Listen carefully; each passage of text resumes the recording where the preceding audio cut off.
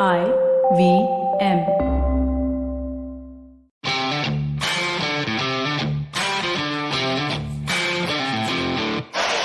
Ladies and gentlemen, welcome to episode 30 of the Fighting G.O.A.T, where your host and host Arjun aka Mystic Chips Chipalkatti and Somesh the Superhuman Kamra will run you through an exciting episode. But before that, we'll speak of Connor McGregor, we'll speak of last week's UFC fights where Anthony Smith dismantled his opponent.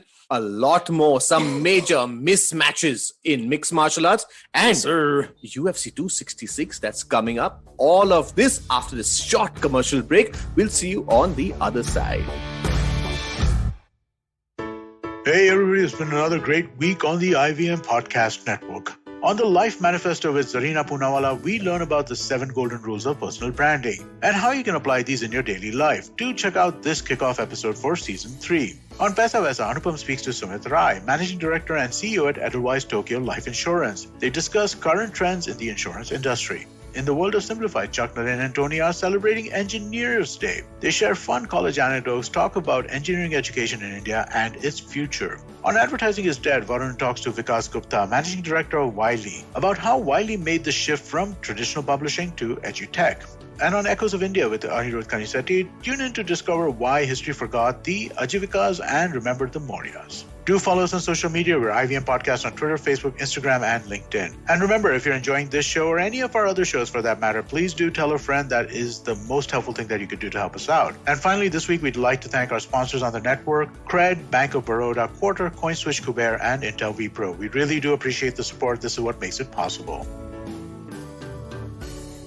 Ladies and gentlemen, welcome back to episode 30 of The Fighting G.O.A.T, where your host and host, Arjun aka Mystic Chips, is here with me. It's a beautiful Tuesday morning, and Superhuman Kamra, who's always charged up to take you through this wonderful episode of what happened last week, what's coming up, and also the topic for today is MMA major mismatches. Yeah, you know what is a mismatch? Firstly, you said it's a beautiful morning. Beautiful hoga, but it's weather-wise, sorry, boss. It's not. It's Bombay is going through a little bit of a crisis right now, where the mornings are usually reserved for test matches, and then by afternoon we'll pull the covers up because pull the covers on. Because the rain has started. I'm slowly, I think Bombay is blending into England weather without the cool weather, you know. Exactly. No, without all the coolness. And lesser Indians. Lesser Indians, Pakis and Bangladeshis. That's the only problem. We have lesser of those in India. I was honestly telling a friend of mine, she's like, she went to England after, I think, a good after a good like 5, 6, 7 years. And then she was like, oh, I went to England. I was like, where are the white people? Well, all the white people have moved to other parts of Europe because they're all gone to Europe. They go to Spain, I think. Yeah, it's not very safe out there, apparently, but we're not going to be commenting on that. England is a beautiful place. Great place to play cricket. But yeah, Bombay weather currently, Mumbai weather is currently... If anything, the cricket has been stalled, dude. Yeah, I know. No, UAE is the place to play cricket. UAE is the place. UAE is the place for cricket, sports, and also mixed martial arts, because we're going to be back in the studio October 30th for the next pay-per-view, and that's a big one. And October 30th is in Abu Dhabi. In Yas Abu Island. Dhabi, yes, it is. It's so close to us, but we sadly no. I'm very happy to be back in the studio. Yes, but I wish we were on location on the ground. In July, din hoga shayad se. Who knows? पर अपने budgets थोड़े कम है. अभी तो budgets वो तो line ही ऐसा सुन रहा हूँ मैंने ये budgets का तो what can I say now? But it's the same patti we give our people also. Like, absolutely, yeah. अरे sir इतना नहीं आते budget नहीं. But speaking of people who don't have budgets, was the last week in the UFC, my friend. We had Anthony Smith, who came back with a bang. You know, he's back. He's put together 2 fights now. And, it's so funny. There was a little bit of bad blood that took place after the fight, after he choked out his opponent. And even before the fight. I don't know what happened exactly. I don't know why there was bad blood. Was there some smack talk regarding something? I don't know. There was a lot of smack talk because Ryan Spann apparently was telling Anthony Smith that, you're fighting for your family, but I'm fighting for the country, and I'm fighting for my honor. What? And all of that. So, honestly, weight cuts sometimes don't help a lot of people. So this time it just kind of went a little overboard. And I guess that rolled over to post-fight because, typically what happens in a fight when it gets over too quickly, you still have that rage in you. You know, Correct. You wanna, You saw it in Anthony Smith. He was just Yeah. jumping around his face. He was getting into Ryan Span's face. Right. And one would think that, he gave some Mabhen Gali before or something, Absolutely. And Herb Dean, poor chap, had to step in, pick him up, and literally take him out of there. So, Yeah. there was slightly dramatic out Am there. I going to give points to Herb Dean, man? Good body lock. Yeah, that was a very good body lock. Very In good fact- body lock. Hey, he had the gable grip perfectly, turned his shoulders over. And Yeah. like Anthony Smith is like, dude, I'm not trained for this. Well, my next opponent is Herb Dean. The But Herb still- is not going to come back to our show if we keep talking like this, right? But you know what the good part is?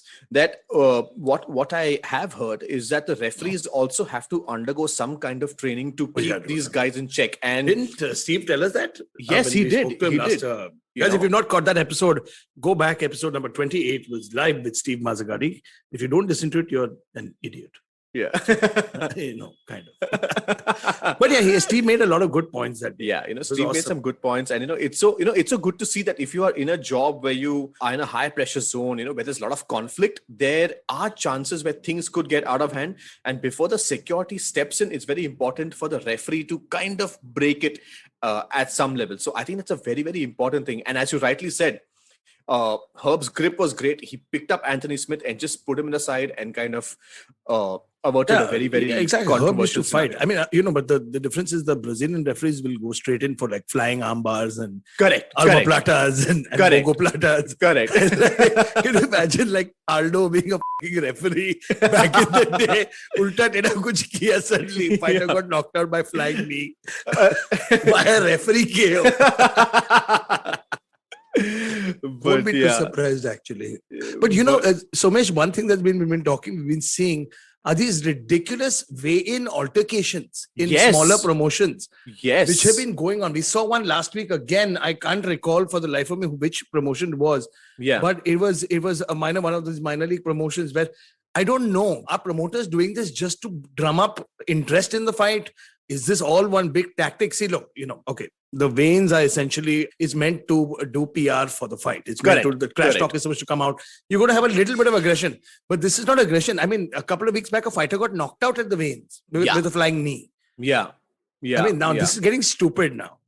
Well, I'm not too sure if the fighters are doing it to build themselves up, or is there drug testing happening out there, or are the weight cuts not working, or is it a PR stunt? I don't know what's happening, but it's sad to see that most of these people feel, these altercations are the way to get more numbers. But I don't think it's always true, because there may be one Connor McGregor who's punching musicians around, but it's not the most efficient way to go about, because you need to prove yourself before doing these things, and if it doesn't come naturally, just don't do it. But you're absolutely right that there are so many of them happening off late. It's just kind of getting me wondering if it's exactly is it planned, or are the fighters doing it purposely, or what is going on? No, the thing is with other promotions when I've worked, there's where commentators have to announce the weigh-ins as well. Right. And I'm standing there and my promoter boss comes and tells me, he's like, can you have a word with these guys? With regards to, because it's, some fighters are just, who are not, especially who are novice, young fighters who don't know what needs to be done. They need to be told, like, get onto the stage, stare down, look at each other, then look at the camera, smile, and then you move on. Correct. And then if you have, a little bit of your personality coming out, and we saw that with a couple of guys slowly in India, where guys are, putting themselves out there. They understand the value of it. Correct. But nowhere near the stupidity that we are seeing. No assault. No, I mean, it's Correct. dangerous because the fight can get called off. I think there should be a huge fine for it. For any kind of altercation. Yeah, okay. Vanderlei Silva's chest push and Calvin Qatar getting pushed and all that is fine. Yeah. But no throwing, no punching and kicking, and no. That's like a big no. It's a serious no. I completely agree with you. But again, coming back to UFC Fight Night. Ion Kutelaba, man, poor guy. He's known for the antics at the weigh-in as well. Absolutely. Ion Kutelaba, who surprisingly came in bald in this fight versus Devin Clark. He looked weird. I didn't like it. But somebody should tell him. I think he likes that.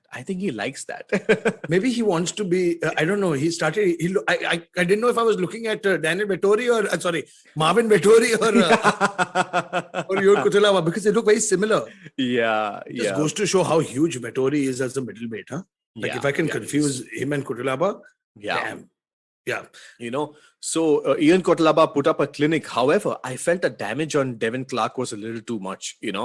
It was. I mean, he's just too strong, and it was the teeth. His teeth. Yeah, his teeth got mangled, man. Yeah, and it was. Hope he's got a good crazy. dentist. Yeah. He's definitely. But yeah, Ian Kotlaba defeats Devin Clark. It was a unanimous decision, a pretty good one, and in a the good main wrestling event, clinic. Actually, I would say. He showed some really beautiful. good trips. He showed some very good these things, and he's showing. I think he's realizing that everybody eventually realizes you got to have a more rounded game. Yes. Even though he's the Hulk who comes there and trying to smash something, it's good. Now people know he's got a second dimension. He's got another level to him.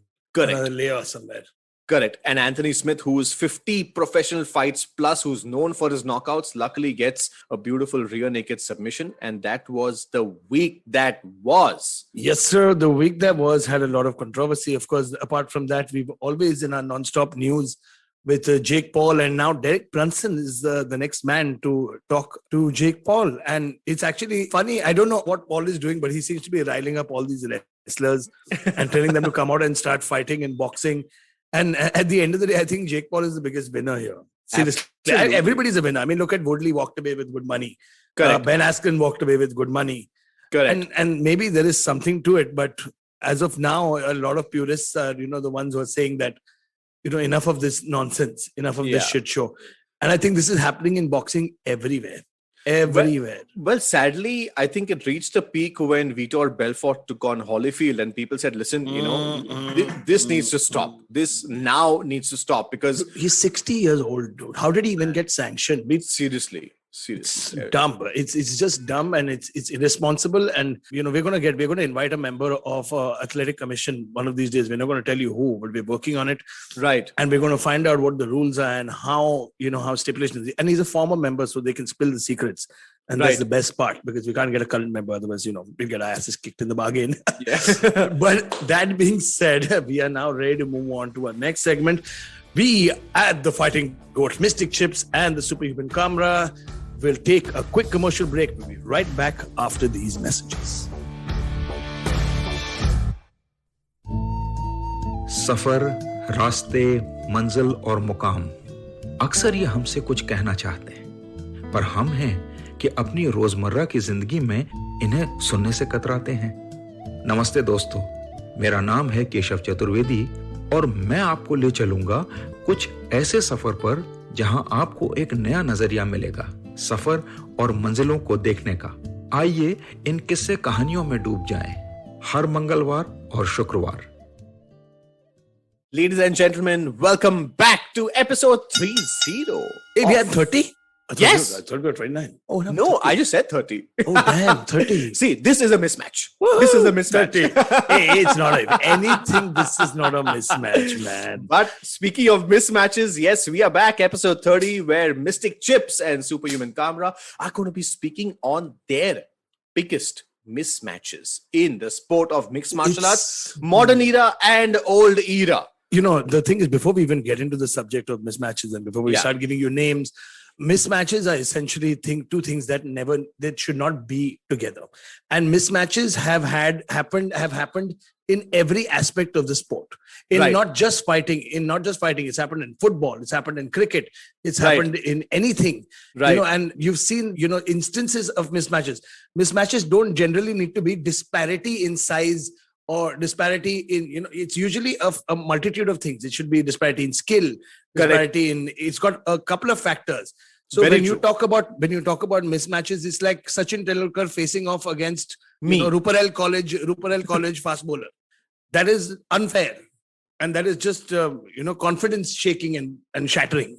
It's, gully cricket boys playing against professional players. That is a mismatch. Correct. So that's what mismatches mean. And I remember the first time, when I was a boxing fan, I remember seeing Muhammad Ali taking on a British southpaw boxer. I think Duval. I forgot. I keep forgetting. I need to start writing things down more before we get onto the show. But I remember this man got knocked down 5 times in 7 minutes. And man. That's what you call a mismatch. One of the greatest mismatches in boxing, according to me, was Manny Pacquiao versus Oscar De La Hoya, where Oscar was fighting at his lowest weight. Manny was lighter than the weight limit and he looked fresh and young.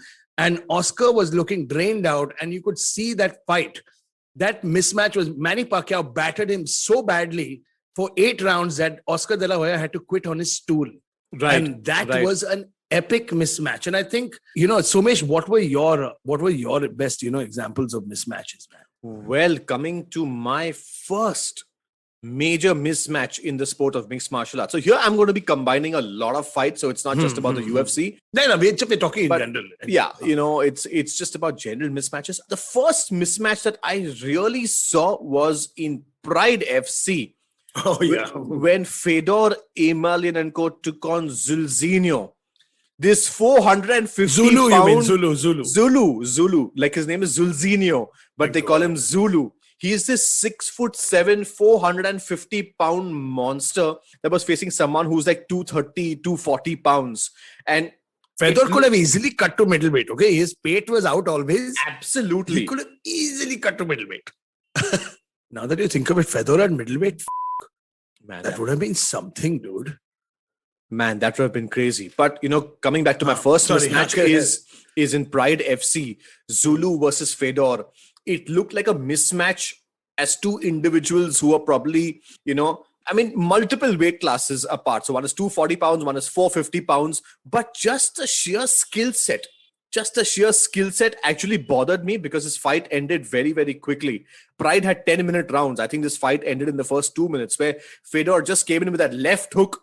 Zulu fell down and he just went on pounding him, and Zulu had to tap out because it's Fedor punching your raw face out there. And I was like, dude, this is so bad. Of course, I do understand sometimes, the promotions want to sell the fight. So it may look like a mismatch. Correct. No, that's the thing. That's the second part I was getting to. The mismatches, okay, TK, anybody can have a mismatch on any given day. It can look like it. Like, for example, Calvin Qatar was this highly touted prospect. But against Max Holloway, it was a big mismatch because he got battered and brutalized against Max Holloway. So I'm just saying, as a promoter, like, okay, sometimes but you know what that sorry to cut you off, but as you say this, I do remember that when BJ Penn came back, he was facing Yair Rodriguez, and even on paper it looks like a great fight, but Yair Rodriguez knocked him out in the first round, and it was hang on, no, I'm very biased and I'm very it was BJ Penn's comeback fight. I think this was BJ Penn coming back for like the 1800th time. And BJ Penn is also like some 40 now. So, and he's taken so many breaks, and he's not an actively training fighter in the last 10 years. He's correct. Okay, so this was 2017, I believe, when he came back. Come on, man. BJ has been around he's one of the greatest lightweight champions. Absolutely. He's a dual champion, lightweight and welterweight, beat some of the toughest SOBs in the market. And I can go out and say that prime BJ, come on. Yeah, but see, that's what I'm saying. Prime BJ is one conversation, but when we speak of, BJ coming back and facing a fresh Yair Rodriguez, that's a mismatch. In my eyes, that is a mismatch. It shouldn't have happened. But anyways, that's not on my list. My first one is Fedor Emelianenko, the Russian, whatever you can call him, the last emperor. The last emperor, dude. How can you forget? I was actually going to call him the Russian mafia, but I said no. So I was like... there is no secret that Fedor Emelianenko has been spotted riding horseback with the prime, with the head of Russia, Vladimir Putin. And so, pocha hua aadmi hai. Maybe he hangs out with the Chechen mafia. Maybe he hangs out with the gangsters. Who knows? You look at it only, you get scared. Yeah. Absolutely. He's the kind of, come on. But another massive mismatch was when former UFC light heavyweight champion John Jones took on Chael Sonnen. And Chael talked himself into that match. I don't know for what reason. He was not a number 1 contender. He was not close to the title picture. I don't know how he got in. I think it was a last-minute replacement. Had to be. Well, if I'm not mistaken, in that particular fight, I think Dan Henderson was supposed to face John Jones, and he pulled out. And Chael Sonnen was, kind of yapping his mouth ever since. And the greatest talker, though. As you rightly said, I think he talked himself into this fight. He did. He completely did. And I don't know how it happened. And then when it happened, everybody just knew, okay, yeah. And if anybody thought different, I don't know. Then I don't know. Yeah. The way it came out, you're just like, okay, this is ending now in like the next 3 seconds. Well, but it did end in the first fight, right? Dude, it ended in the first 3 minutes. The first round. I mean, I'm sorry. First 3 minutes. Oh, God. Jones brutalized him, man. Brutalized him. He broke his toe in the process of brutalizing him. Jones dislocated his fucking toe while brutalizing him. That was one of the biggest mismatches. But I would say, when you talk about the entire science of the mismatch and why mismatches occur over and over, I think it's promoters and it's always, as an underdog, you want your chance to get in there. Who doesn't want the chance to take out a champion? Well, but Chael, if I'm not mistaken, Chael Sonnen was in middleweight. So he went up to light heavyweight for this fight? Oh, okay. Anyway, a lot of middleweights walk around at light heavyweight anyway. Right. They just have to cut down. I mean, it's a matter of cutting down about 12 pounds at the end of the day. Yeah, but not when you have to face John Jones. Oh, when you have to face John Jones, and that too. But I got to give it to Chael, dude. Short notice, and that too. Yeah. Short notice and John Jones. But, another man who took it on short notice was Al Iaquinta versus Khabib. Taking on Khabib on short notice. God. But that didn't turn out to be a mismatch. That's the best part. That's the opposite. Sometimes the gamble pays off. Exactly. It would have been a mismatch. Everybody was going to be like, oh, Khabib is going to cream him. Khabib is going to smash him. It didn't happen. Dude, he could not even take him down after round 1. Correct. It didn't happen. It was that good, man. But yeah, I completely agree with you. I want to see that rematch. John Jones versus Chael Sonnen is such a one of the biggest mismatches in the world of fighting. Absolutely. I couldn't agree more. There are so many mismatches. I remember seeing a dream event where highly experienced, highly decorated kickboxer took on, Todd Duffy for a New Year's Eve card. Yeah. And that fight ended in a blink because the fighter didn't know what to do inside. I mean, I can understand you getting stressed out facing somebody like Alistair Overeem. Firstly, it's Alistair freaking Overeem.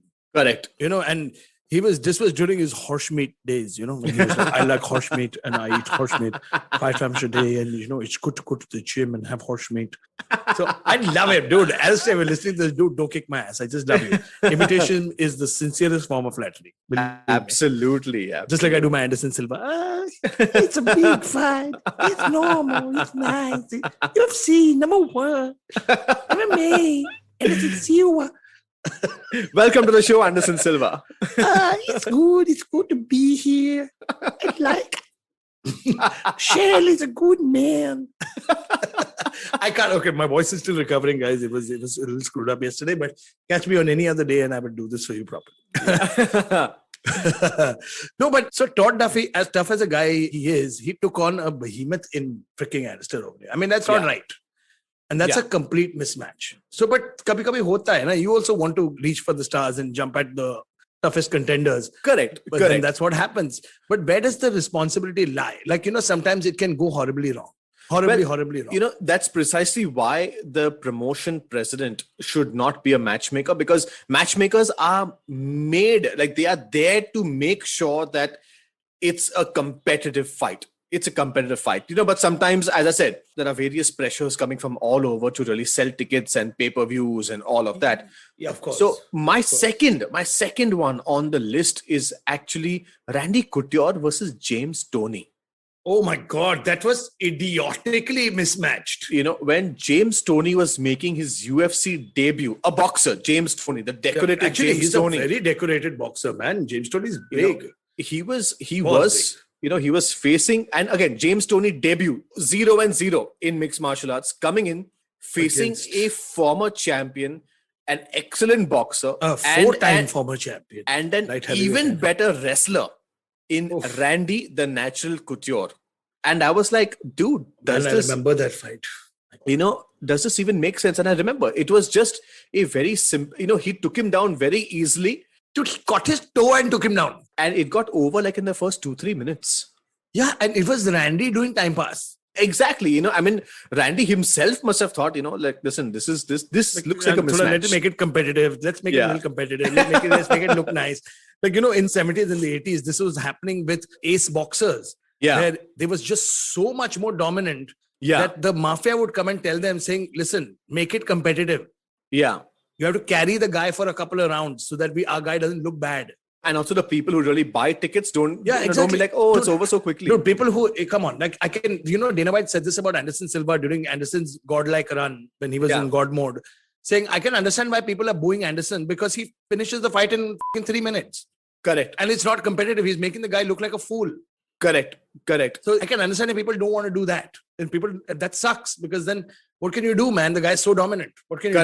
Correct. People want to see a back and forth. So, that's the thing. So it has to be competitive, and mismatches sometimes do that. You can't, I mean, James Toney, that's a great example because James on the ground was literally a fish out of water. Correct. He was really wondering what needs to be done. He had absolutely no idea. And it's especially these cross-discipline matches where boxers go into MMA. It happens all the time. Yeah. But the argument can be made when Connor McGregor went to face off against Floyd Mayweather. It was not as much as it was a mismatch as Connor still held his own. Yes, he got outclassed. Yes, of course. But then again, look at who he's boxing. Look at who he's boxing. He's boxing one of the greatest boxers in the world. Again, in that case, 48-0, if I'm not mistaken, Floyd was 48-0 at that point of time. 48 or 49. And Connor was debuting in boxing. And it's, as you rightly said, it's like a very low level, guy bowling to Sachin Tendulkar, even though Sachin Tendulkar is, not currently an active cricketer, but he can still hit you out of the park, even out of his bed. Sachin Tendulkar can wake up with one hand and hit us. Yeah. So it's no, but the thing is, I got to give Connor points for that because Connor at least landed a shot or two. Correct. He may have even won one round because of his trash talking and fun. Correct. But at the end, of course, it was a mismatch because Floyd just made it funny. And guys like Canelo Alvarez though makes everybody look like a mismatch because he's just miles ahead of everybody else. Absolutely. And that's the thing. But the gross mismatches have stopped because initially, even in the UFC, we found these huge mismatches between guys, where there was just no competition. There was nothing there in that fight. When you speak of gross mismatches, there was a time when Anthony Rumble Johnson was fighting in the welterweight category, which is 170 pounds. Somebody needs to tell me what his diet was because I need to be able to do that in 10 days. I need to be able to do that in 3 days when we go on the air. So there was a fight, I remember. Anthony Rumble Johnson was facing this guy called Yoshiyuki Yoshida. Oh, I remember that poor man. And Yoshiyuki Yoshida was a small welterweight because he should have been lightweight, to be honest. These Japanese don't cut weight. So if they're walking at 170, they fight at 170. There's no concept of weight cutting. So he was looking like 3 weight classes below Rumble Johnson in that fight. He is 3 weight classes below. Rumble is 265, dude. But I think this is way back, maybe like 2010, 2000. Yeah, it was about 10, 11 years ago. Easily, 10, 11 years back this fight happened. But I remember seeing this fight and I think it got over in the first 40 seconds because Rumble is so strong and he's not a welterweight. The thing is, in the fight, like the Hulk, how the Hulk grows, I could see Rumble's weight coming back on. I could see him putting the weight back on through the fight. Right. Like he was just putting on the mass while he was walking only.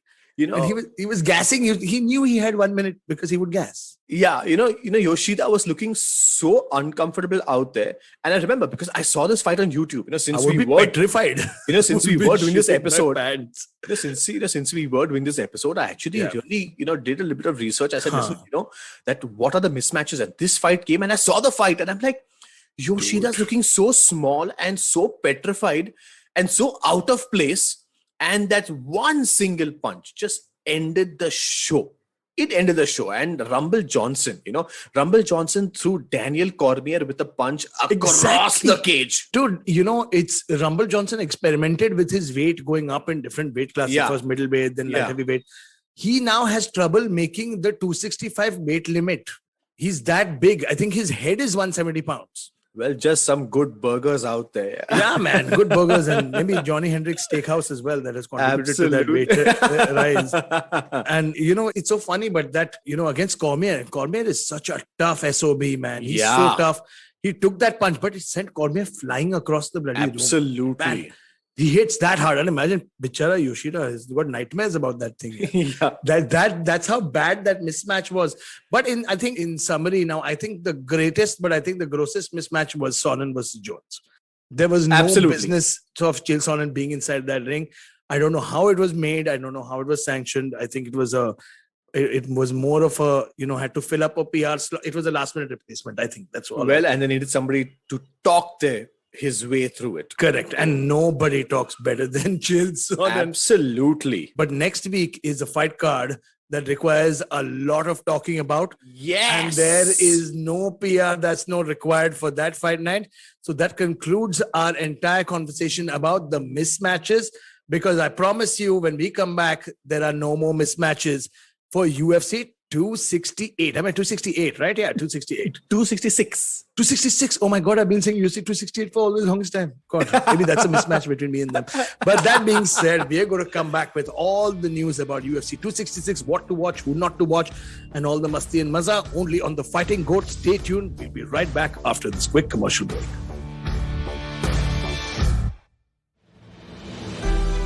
What if you could relive some of the biggest and most public feuds in Indian corporate history? Peer back through the window of time to see who among HUL or Nirma stood on top. Or who was more dominant between Tata Motors and Maruti Suzuki? Tune in with me, Ambi Parmeshwaran, And me, Anupam Gupta, on Bank of Baroda presents The Last Brand Standing, where we talk about two brands vying for the top position.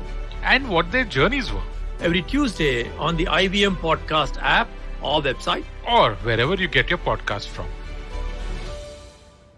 Ladies and gentlemen, welcome back to episode 3030 of the Fighting Goat.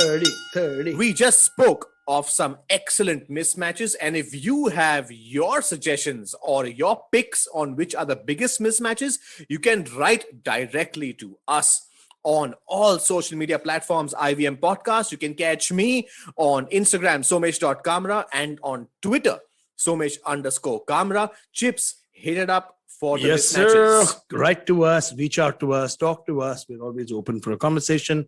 Especially nowadays we've been doing these lives on our channel, so you can come and join the live if you want, even if you Yes. want with some Bakchodi, and chat with us about fighting.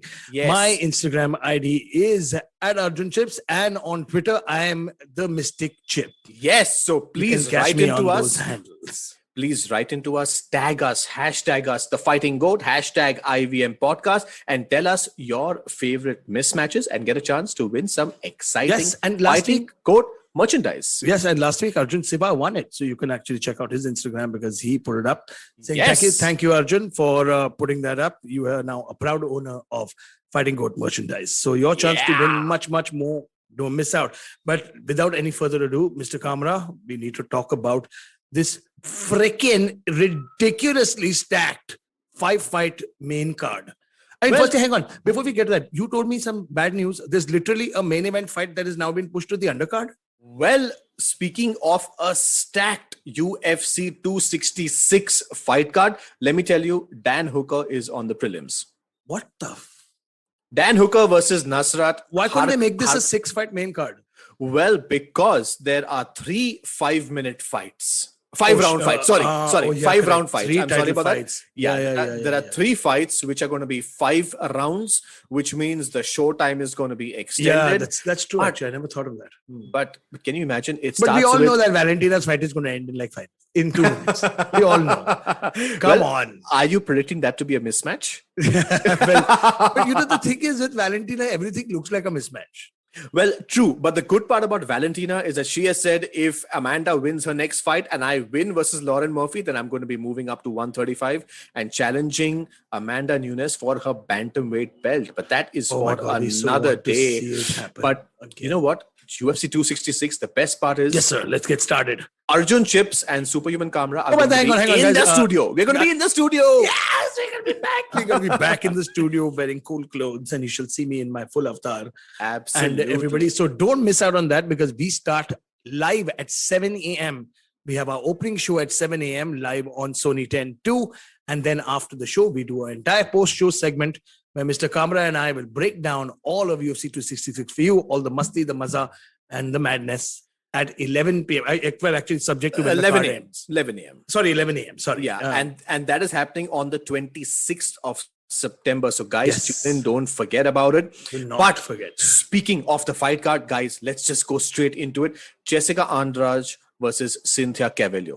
The Can you cards, imagine, like- the card starts with that. Can you imagine, like, Jessica Andraj is a former title challenger. It starts with her. It starts with her. Like, it's just, oh man, Going Andraj, on- man. Andraj is the Tyson of that division. Absolutely. I got Andraj every day. You can't count out that woman. Absolutely. You are not knocking her out easily. And I mean, even when Valentina Shevchenko had her in a mounted crucifix, she was still okay. Like, she woke up and like, okay, I guess you had to stop the fight because I couldn't do anything. But she was not like, it's not like she was like out of it and like, oh my God, kya hua types. Absolutely. She's going to come in totally motivated because she's had some controversial pictures leaked and she's angry about it. So Really? Hang on. What happened? I didn't know this. Yeah, she had some controversial photos of hers leaked, and apparently, so I mean, she's taken it well, but obviously there's a lot of anger inside her. All publicity is good publicity. Absolutely. Depending. Well, So- actually, depends. It depends how you look also. Because Jessica Andraj has got, she looks good. Yeah, She looks she looks strong, good. tough, Yeah. can kick ass. It depends. If मेरे गंदे picture निकले तो कोई देखेगा. I don't know. You will like delete, shift, delete. तोड़ दो computer. Well, for all the Mac users, it's Shift Delete. For us, simple Windows guys, it's just delete. That's what I hate. Everybody's deleting my leaked pictures. What the hell, dude? But yeah, speaking of deleting, let's not delete the next fight which comes into the picture, which is in the heavyweight division, Curtis Blades versus Rosenstrike. Oh my God, Blade versus Rosie. My God, it's going to be a good one. Stylistically, it's such a great matchup. It's great. It's such a beautiful one. It's obviously going to be having crowd in this particular fight. So I mean, I'm really looking I forward don't know to who this. to lean towards though. It's a tough one because It's- both are tough. Both have got skills. Curtis Blades, of course, got locked. No, his last fight was he got knocked out by Derek Lewis. But Yeah, I mean, let's see if he's recovered from that because a lot of guys, sometimes when fighters get knocked out, they take a couple of fights to recover from that knockout loss. correct. So And is he going to be gun shy? Is he going to be looking? I remember the first time when I got put down badly was because of an uppercut, which I didn't see coming. Wow, I got cracked in my face with it. man, that's And crazy. for the longest time, I didn't even bob my head side to side for the fear of an uppercut coming up. correct. I used to never change levels and duck down Right. because of that. Right. I think I still do it. Yeah. And then I retired shortly after. But speaking of retirement, the next fight in the welterweight division are two fighters who are never going to retire. The return of Nick Diaz and Robbie Lawler. By the way, dude, an ultimate stat. Okay, ultimate stat. Since the day they fought the first time 16 years ago to now, do you know how many months it's going to be? 209. 209. Imagine. I mean, you cannot make this shit up. It's going to be Absolutely. 209 exactly. And that is Stockton, baby. That's And- the area code for Stockton. It's Well, 209. And the reference for that, what Mystic Chips is absolutely correctly saying, is the place where Nick Diaz and his brother Nate Diaz stay. Thank you for clarifying. Stockton, California, 209. So And- if oh my God. if you log on to their Insta handles, it also has Nick Diaz 209. And what a Dude, I you mean, gotta- I don't I even know don't what to even- say. It just cannot be a coincidence. Okay, I so- mean, you can't do this stuff. You can't. You know. The first fight ended with Nick Diaz landing a check hook that caused Robbie Lawler to face plant. Correct. Knocked out. And 16 years back. 16 years. But you know what? The game has changed. I mean, Robbie was a champion after that. Robbie is a brutal marauder today. When He's Khabib so was probably tough. 11 or 12 years old at When that Khabib time. was 5 years old. Or something. I remember it happened. But it's we've got to talk about Khabib another day. Khabib's also. I think Khabib is bored at home because he's quit. He's bored. Yeah. And he's just been, I don't like a couple of his comments that he made on Aldo, because Aldo was right Yeah. about Yeah. a lot of things. I said, I think you're bored. You left the sport too early, and maybe 5 years down the line, you're going to think like, shit, I should have stayed on for another 2. Well, and he also spoke about the ring girls not being necessary out there. Yeah, and he's got a lot of backlash for that. But I guess, Fedor Emelianenko also said that. Fedor has come out in the defense of the ring girls saying that, how does that matter?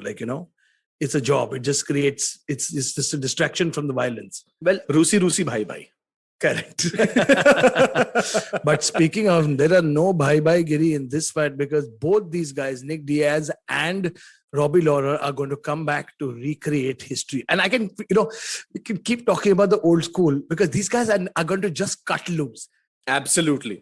The bell, screw the bloody decision. They don't care. They're going to come to take each other's heads off. They don't care. They're going to fight like it's their last fight. In fact, it's such a surprising fact that Nick Diaz and Nate Diaz, they don't fight in championship fights. They don't fight in any of these fights, but still the UFC give them 5 rounds. They have to, because they warm up only after 4.5 rounds. You saw what happened in the 5th round with Leon, Rocky Edwards versus Nate. Yeah. I mean, according to Pride rules, Nate won, but absolutely. You saw the crowd, man. Crowd was cheering Nate in his loss. Yeah. I feel bad for Leon for that, man. I mean, he put on a stellar performance.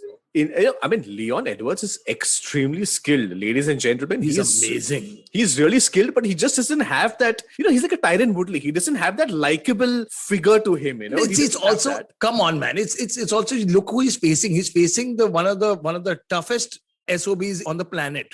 Yeah, he's facing the Diaz brothers, man. These guys don't build for anything. So sad for them. Yeah. Nate took Masvidal's hardest shots and was not even foggy. Yeah.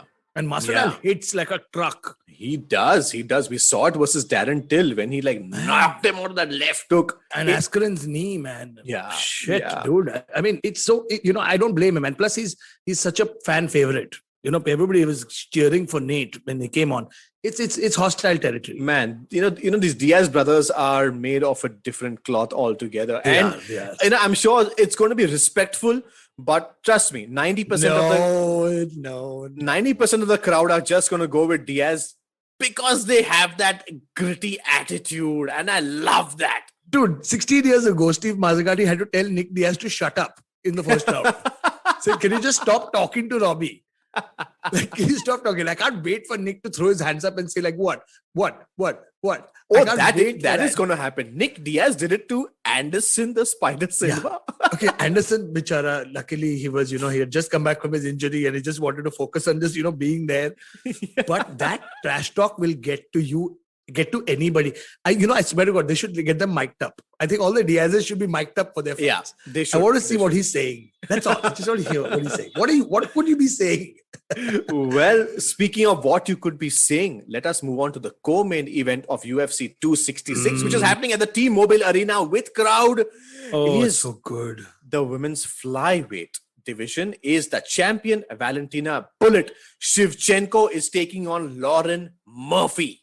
Oh my God. I mean, when you talk about champions, then you talk about champions, and then you talk about champions. And then you talk about Valentina Shevchenko. I mean, yes, this woman, you have to see her walk around the cage. It's, when you look at movies and video games and you say, okay, that's the assassin. You look at Valentina Shevchenko. She's a freaking assassin. Well, that's why she's called the Bullet. It's cold. You get the temperature drops when Valentina walks around you. You're like, this something bad is going to happen. We felt the same thing when Fedor used to walk in front of you. Exactly. The temperature just drops. It gets colder. Again, Russian. Same thing. Russians, man. And no, but she's Cuban. She's Cuban Russian also. She speaks Spanish as well. She's from Cuba. And she lives in Puerto Rico. That means, she likes her rum. So that's a good thing. So if we ever hang out, we should take a old monk for us. Yeah. Old monk for you, Valentina. Since you like rum.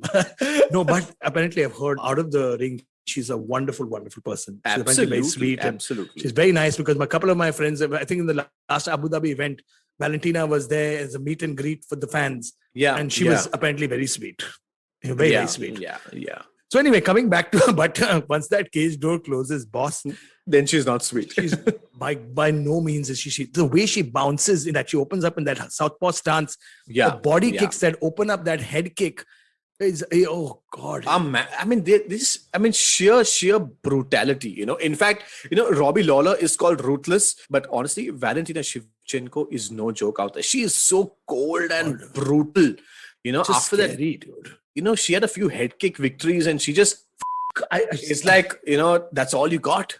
And I'm like, oh man, she's so brutal. But the good part is that she's facing Lauren Murphy. And my pick is obviously Valentina Shevchenko. Dude, but Lauren is also no slouch, man. Lauren has been on a great run. And if anybody that can give, the thing is, you never ever count out a contender in a fight. Absolutely. Because styles make fights. We talk about mismatches, but sometimes, just sometimes, a champion can get unseated. I mean, when Chris Weidman took on Anderson Silva, everybody and their grandfather was saying Silva is going to tool this kid. And Weidman did the unthinkable. He broke a 17-fight win streak. Correct. That one of the most decorated champions in the history of fighting. I personally believe that was more out of showboating. He was a little, I can't even watch the replay of that fight because of the sheer pain. You know what? I can't. Okay, I can't. But honestly, what happens once you've won 17 times in a row, you want to flaunt a little bit. But Valentina Shevchenko never flaunts. Let her win 17, then she might start. No, she's job to job. She's job to job. And she's ruthless. She's literally ruthless. The reason why I consider her as one of the greatest champions of all time is because her focus never shifts. And she has clearly said, if Amanda wins the next fight, I'm moving up to 135. And I'm challenging her for the bantamweight belt. And the only contender in that division who has caused some kind of major problems to Amanda Nunes is Valentina Shevchenko. Right now, I see a declining Amanda versus someone who is even more motivated in Valentina Shevchenko. See, Amanda's getting pakod because she's finishing people off in like 1 minute. Correct. So, skills can't be, if all you need is a right hand, then there's nothing else to show, no? If the first right hand that you land is breaking somebody, then then what else do I show about my game? But that's the beauty of taking on such a tough challenger because she'll be forced to fight. You're forced to use all your skills. You're forced to think. And that's where we'll find out how good somebody is. And Amanda has proved herself that she's good. She can hang. She's a great champion. But can she still do it with a rising Valentina Shevchenko? We all hope that Valentina wins and then she can move forward with the super fight because everybody is waiting for that stuff as well. And looking forward to the super fight. The main fight of UFC 266 is in the featherweight division between the champion Alexander Volkanovski and Brian T-City Ortega. Yeah. And also it's the culmination of the two coaches of the Ultimate Fighter season taking on one another. And thank you for breaking the jinx because in the last 5 seasons, the coaches never faced off with each other. Exactly. Like literally. Like it's, come on. Like it's really sad. But thank God it's happening now. So it is. The good part is TUF is back. It's going to be soon on air on Sony Network. Yes, sir. It's going to be the coaches are going to be facing off versus each other in the featherweight division. Alexander Volkanovski versus Brian Ortega. How good is that? It's going to be insane. But you know what's even cooler? I don't know which one of these men who would be excited to win because waiting in the wings is a fucking predator called Max Holloway. Exactly. Who's waiting for them saying, Abhi tu dekh, kaun jeetega tu dekh, main aa raha hu. Well, but Volkanovski has already beaten Ortega twice. Sorry, he's beaten Max Holloway twice. That's a question mark. Especially the last fight. It's a tough, close, razor very close, split very decision, close. Man. True. You can't call that like beat. It's not like Amanda Nunes beaten, It's. I mean, he didn't thrash him, but he won. It's as simple as that. I don't know. So that's the thing. So, that the last fight was a question mark, was a big question mark. The first one, yes, he beat him. The second one, I think, goes to Max Holloway. So I'm looking at this as a rubber match if Volkanovski retains his belt. But if Volkanovski retains his belt, I don't know if Max Holloway will get that shot. But honestly, the featherweight division there's nobody else. Who else is up there? Who else is up there? We'll have to see. We'll have to see as to who's up there. But I completely agree with you because I think Max is next in line. But at the same time, Volkanovski has beaten Max twice. I don't know how this will play out. But let's see how this goes. So, Chips, you know what? Let us just make our predictions. Dude. It's going to be quick. I want the audience to make their predictions. So it's going to be Jessica Andraj versus Cynthia Cavillo. We start with that. Andraj. I'm going with you, Andraj. Heavyweight division, Curtis Blades and Rosenstrike. Oh my God, this is too tough. Rosenstrike. Oh shit, I'm going for the same one. Rosenstrike. I'm going to go. You know what? Actually, let me just mix it up because Curtis Blades has good wrestling. Recipe team Kamra is so used to losing this game. I know. Last time also you guys lost, by the way. Just call me Agarkar. Like agar kar, like if I do, So I'm saying agar kar. It's Agar not karke dikhaya to. agar karke dikhaya to. Correct. We'll yeah. hold on to that. So, okay, both of us are talking about with Andraj and Rosenstruck. Oh no, so I'll go with Curtis Blades on this one. Let me just change my pick. So it's going to be Curtis Blades for me and Andraj for the both of us. Championship fight, sir. Oh no, we have a banger before that. Nick Diaz versus Robbie Lawler. We're treating it like a championship fight only. Might as well be.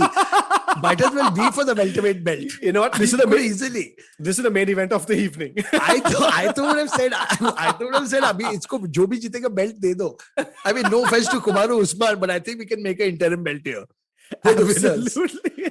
Come on, the UFC loves doing that. Yeah, we've created so many interim belts. Yeah, we should totally have an interim belt for this. There's a BMF belt. I think there can be a 209 belt also. I think we should make a 209 belt for sure. We should make like any fight that has happened 15 years before uska belt bhi. Like just because you're fighting each other after 15 years, and so many people have reigned and retired also in this time. Absolutely. And possibly passed away. But anyways, we're not going to be talking about that. Nick Diaz versus Robbie Lawler. Robbie Lawler. Robbie is as ruthless as they come. He is a tough motherfucker.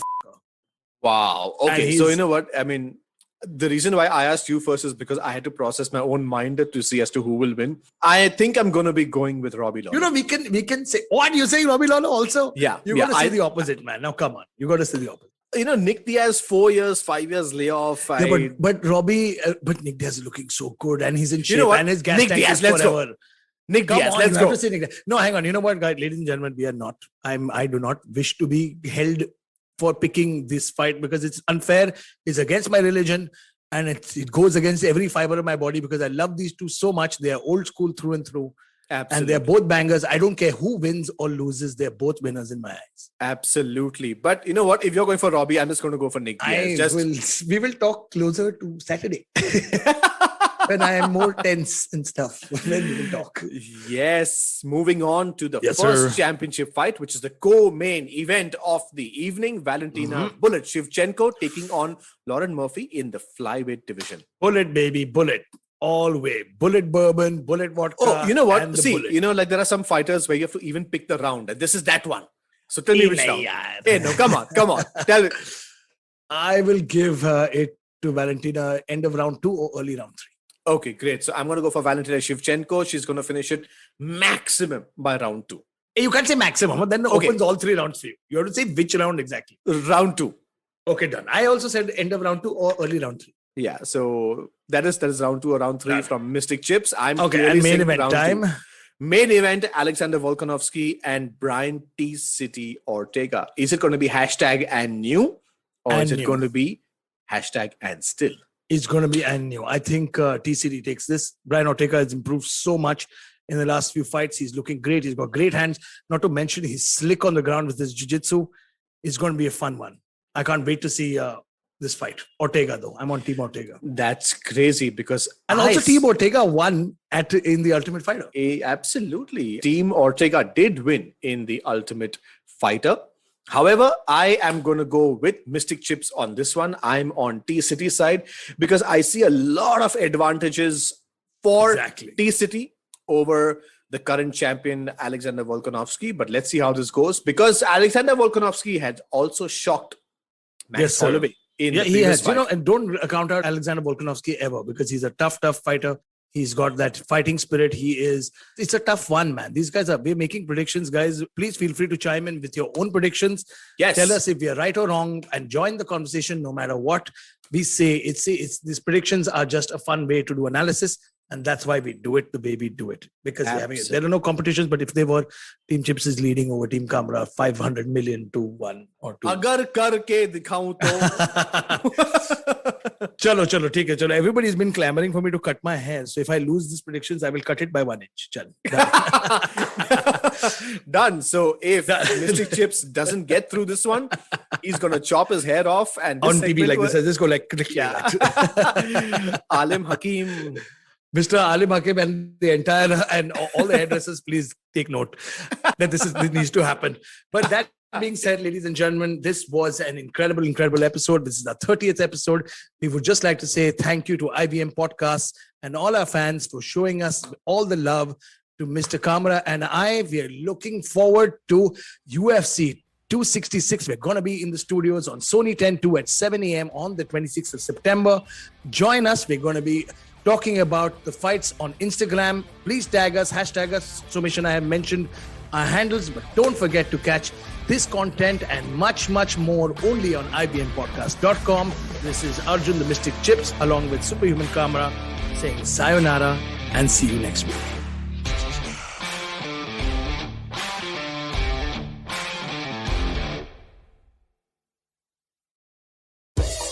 Don't you think that if everyone around you is getting smart, you better be smarter?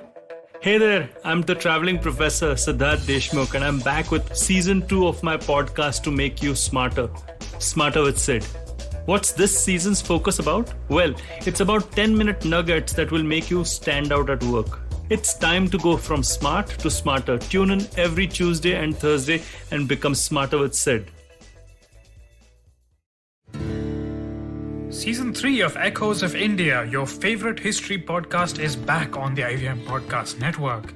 I'm your host, Anirudh Kanasetti. Join me on a journey through the wonders of early India as we explore the centuries between Buddha and Ashoka with critical research, empathy, and great storytelling.